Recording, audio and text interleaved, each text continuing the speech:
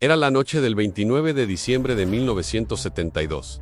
El aire estaba tranquilo sobre Florida, y el Eastern Airlines Flight 401, un avión Lockheed L-1011 Terristar, surcaba el cielo con 176 personas a bordo. Nadie en aquel vuelo imaginaba que estaban a punto de protagonizar uno de los accidentes más enigmáticos y, al mismo tiempo, una de las historias más extrañas de la aviación moderna, una historia que comienza como un fallo técnico y termina convertida en una leyenda de fantasmas que aún hoy, medio siglo después, sigue dando escalofríos a quienes la escuchan. El vuelo 401 partió del aeropuerto de Nueva York con destino a Miami, un trayecto rutinario que se hacía varias veces al día. El comandante Robert Loft era un piloto con más de 30 años de experiencia. Junto a él, el copiloto Albert Stockstill y el ingeniero de vuelo Donald Ripo eran profesionales de élite y tenían bajo su responsabilidad a decenas de pasajeros que esperaban llegar a tiempo para las celebraciones de fin de año en Florida. La cabina irradiaba confianza, todo parecía normal. Alrededor de las 11:30 de la noche, mientras el avión se acercaba a Miami, los pilotos iniciaron los procedimientos de aterrizaje. Fue en ese momento cuando un detalle insignificante cambió la historia. La luz indicadora de que el tren de aterrizaje delantero estaba abajo y asegurado no se encendió. Una simple bombilla, aparentemente fundida. El copiloto Stockstill intentó verificarlo, pero el panel no respondía. El ingeniero Repo también revisó, convencido de que era solo la lámpara y no el tren en sí. Pero la tripulación, siguiendo protocolos, debía asegurarse al 100%. Y así, en cuestión de segundos, toda la atención en la cabina se desvió hacia ese pequeño foco que no encendía. El avión fue autorizado a dar vueltas en patrón de espera sobre los Everglades, un área pantanosa enorme y oscura, a las afueras de Miami, a unos 600 metros de altitud. Los tres hombres se concentraron en la bombilla, olvidando por completo un detalle letal. El piloto automático había sido desconectado accidentalmente. El L-1011 se comenzó a descender lentamente, imperceptible para los ocupantes. Las pantallas mostraban la caída, pero nadie las miraba.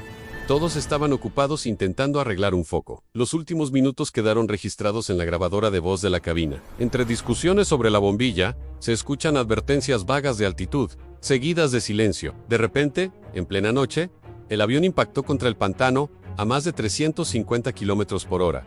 En el estruendo, fue brutal. En medio de la oscuridad y el agua fangosa de los Everglades, el vuelo 401 se despedazó. Más de 100 personas murieron al instante, entre ellas el comandante Loft y el ingeniero Repo milagrosamente. 75 lograron sobrevivir, algunos aferrándose a restos flotantes, otros gravemente heridos en la soledad del pantano. Hasta aquí, podría parecer otro trágico accidente aéreo, producto de un error humano, pero lo que vino después convirtió al vuelo 401 en una historia de miedo que parece sacada de una película. Y es aquí donde el misterio comienza. Eastern Airlines, intentando reducir pérdidas tras el accidente, decidió recuperar piezas en buen estado del avión siniestrado y reutilizarlas en otros Tristar de la misma flota.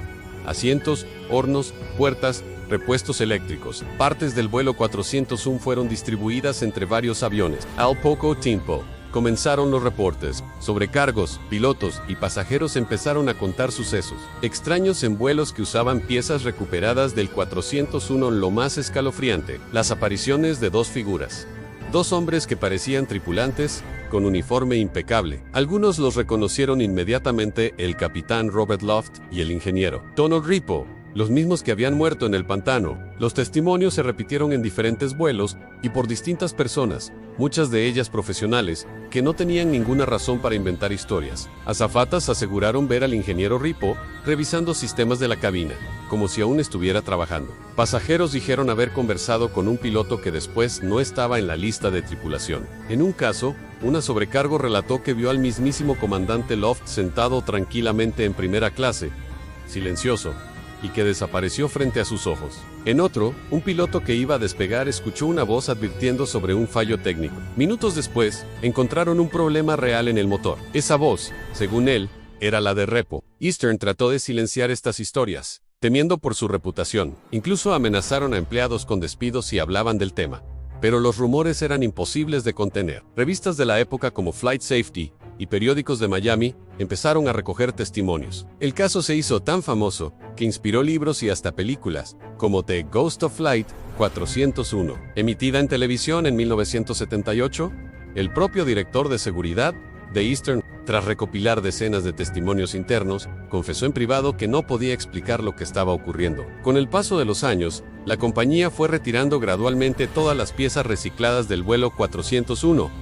Curiosamente, los reportes paranormales dejaron de producirse casi por completo. Paramount, esa coincidencia fue la confirmación de que los espíritus de Loft y Repo habían quedado de alguna forma atados a los restos de su avión, como si siguieran intentando cumplir su deber en cuidar de la seguridad de los pasajeros. Hoy, más de 50 años después, el vuelo 401 no solo se recuerda como un accidente producto de un error trágico, sino como una leyenda de fantasmas en la aviación. Los Everglades guardan los restos del fuselaje, y en Miami aún circulan historias de los pilotos que nunca dejaron de volar. Algunos investigadores creen que todo puede explicarse como rumores y sugestión colectiva. Otros aseguran que las coincidencias son demasiadas. Lo cierto es que las grabaciones, los documentos oficiales y los testimonios siguen existiendo. Y al escuchar los relatos de azafatas llorando o pilotos jurando haber visto a sus colegas fallecidos, es difícil no sentir un escalofrío. Imagina subir a un avión y ver sentado a tu lado a alguien que murió en un accidente años antes. Imagina escuchar una advertencia de una voz que ya no pertenece a este mundo.